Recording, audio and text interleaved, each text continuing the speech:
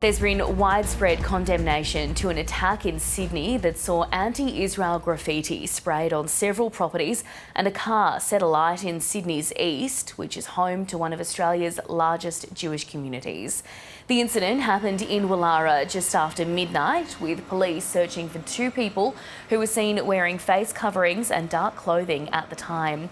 The Prime Minister and New South Wales Premier have labelled the attack as abhorrent. It's happened days after the firebombing attack on a synagogue in Melbourne that's been treated as a likely terrorist incident. Reporter Sean Tara-Goodwin is at the scene in Woollahra for us now. Sean, the Premier and Police Commissioner have just spoken at a joint press conference. What did they have to say? Well, Mel, the Premier reiterated his statements this morning that he says this is an anti-Semitic attack intended to intimidate Sydney's Jewish community. He says that this is something that most people in New South Wales and Australia find appalling. The police also spoke to shed new light on their investigation into this particular incident. They said that their understanding at this point is the car that was set alight was a car that was used by the alleged offenders to come to the scene and is allegedly stolen. The Premier and the Police Commissioner also made a joint announcement that Operation Shelter, which is designed to provide security to the Jewish community and was stood up after October 7, that will be ramped back up and given additional resources. Here's what the Police Commissioner had to say. Operation Shelter, and those officers will be dedicated to Operation Shelter and will report to a commander in Operation Shelter. That's the only thing that's different in that respect. There will be dedicated resources. Officers across these commands, across all of Sydney, have been patrolling places of worship and other places. That has not stopped since October 7. But certainly putting a dedicated resource set aside is what we're doing today.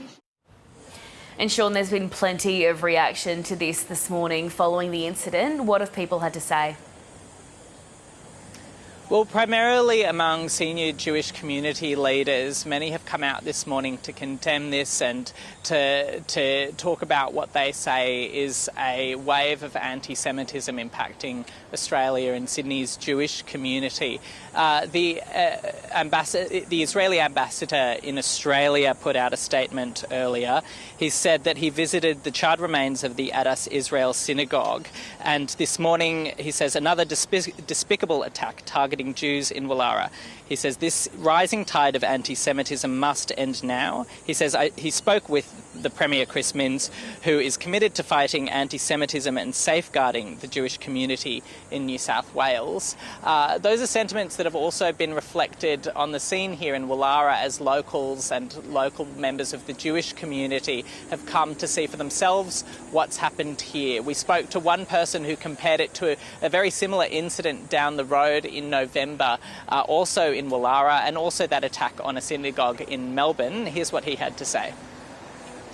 My reaction was initially one of anger and being scared, but I'm not going to let that happen. And it's time for us to be able to step up, and our politicians to actually, and police force to really act in the right way and bring the perpetrators of the law to justice.